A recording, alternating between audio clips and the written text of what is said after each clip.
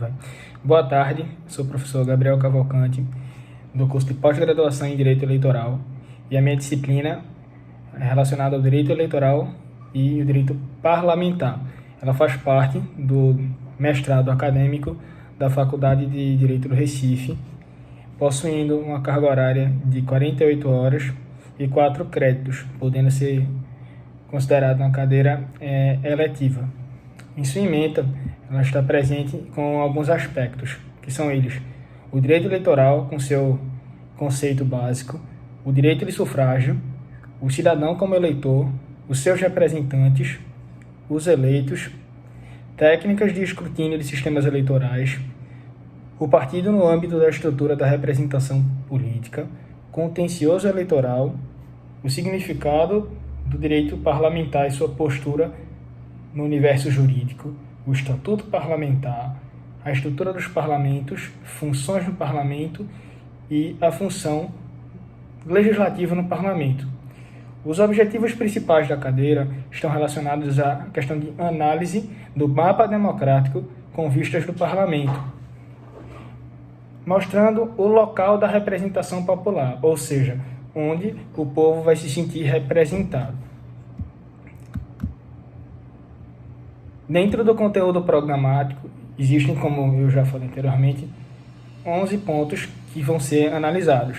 O primeiro ponto é o ponto relacionado ao direito eleitoral, e ele vai se basear nos seguintes aspectos: início, parte de fontes, conceito, o objeto e a conexão do direito político com o direito constitucional, sua evolução histórica, também relacionado ao regime constitucional de leis, os princípios do direito eleitoral, que vão ser abordados nessa cadeira, logicamente, o direito eleitoral brasileiro, que também vou utilizar grandes figuras do direito eleitoral, exemplo do senhor Leusson Lemos e do professor Valber Agra, e também nessa parte final, a parte da legislação eleitoral vigente, porque a legislação eleitoral ela está sempre em mudança, está sempre em evolução, e nós precisamos sempre estar bem atualizados sobre esse tema.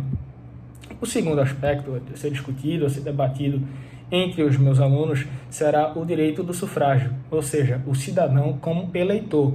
O cidadão vai entender, primeiro, quem é o titular do sufrágio, como funciona essa organização do sufrágio, a questão relacionada às técnicas de restrição do direito do sufrágio, técnicas de ponderação do sufrágio, para querer apresentar quem é realmente o polo ativo, o quadro comparativo de evolução, questão do alistamento e seus efeitos, questão da liberdade do voto, porque a gente entende aqui que no Brasil realmente o voto ele é obrigatório, e a gente vai fazer os questionamentos: como é que seria se o voto passasse a ser facultativo, porque existem alguns aspectos de ser o voto facultativo, mas que esse voto no aspecto facultativo pudesse ser para mais pessoas. Será que talvez possa ser positivo? Seria um bom debate a ser realizado com os meus alunos.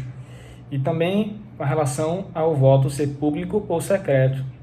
Também é uma discussão bem interessante e atual, sempre, como sempre, relacionada à pressão sobre os eleitores, porque muitos eleitores ainda têm essa questão do voto de cabresto, e muitos eles votam por pressão, realmente, nos interiores no Brasil. Inclusive aqui em Pernambuco, isso ainda tem sido uma prática muito forte e efetiva ainda.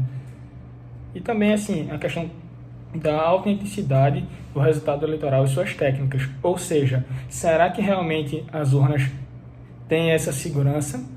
Porque esse é um debate bastante atual, porque muitas pessoas, nesses últimos anos, de 2018 aqui para frente, passaram a questionar a segurança e a legitimidade das urnas eletrônicas.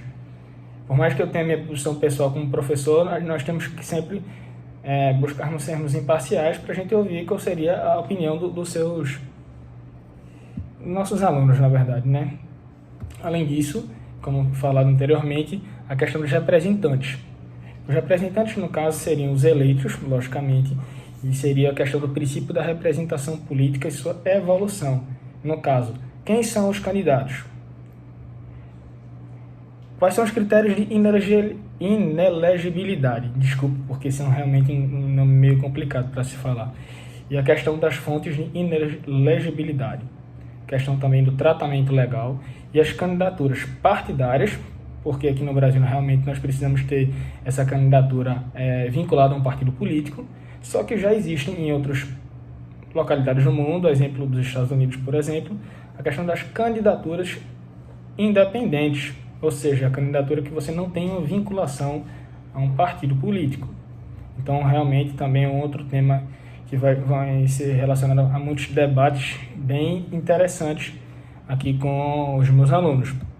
Além disso, como falado anteriormente, as técnicas de escrutínio, que são relacionadas à questão das eleições majoritárias e as proporcionais, ou seja, as eleições nacionais e regionais, que tem a questão da territorialização do voto.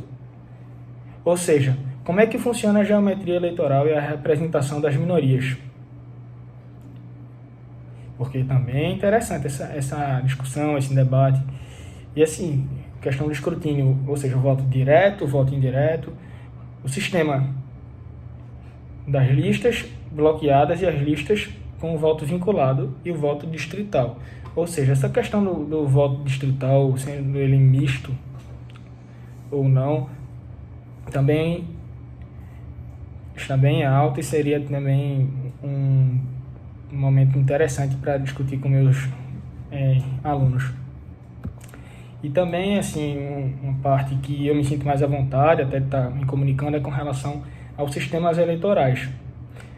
Porque, inicialmente, a gente faz o conceito do que vem a ser um sistema eleitoral, fala das importâncias dos sistemas eleitorais vigentes no Brasil e no mundo, fala da questão das eleições e sua legitimidade, e a função e a importância das eleições nos sistemas proporcionais, majoritários e eleitorais mistos.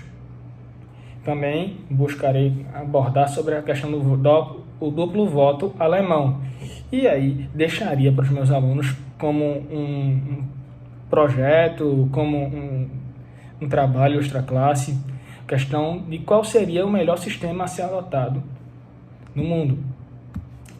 Com relação ao quinto tema, seria o partido político no âmbito da estrutura da representação política. Iríamos trazer pessoas que pudessem aumentar essa questão da participação e da representatividade política para a aula, para que as pessoas vissem como era a vivência dessas pessoas, sendo elas deputados estaduais, deputados federais, vereadores e pessoas ligadas também ao Poder Judiciário, servidores, magistrados, desembargadores, ou também pessoas vinculadas ao TCU, para termos uma visão mais ampla sobre qual é que seria a participação e a representação política de cada um desses integrantes de diversos poderes, para ter uma visão mais ampla e diversificada para os meus alunos.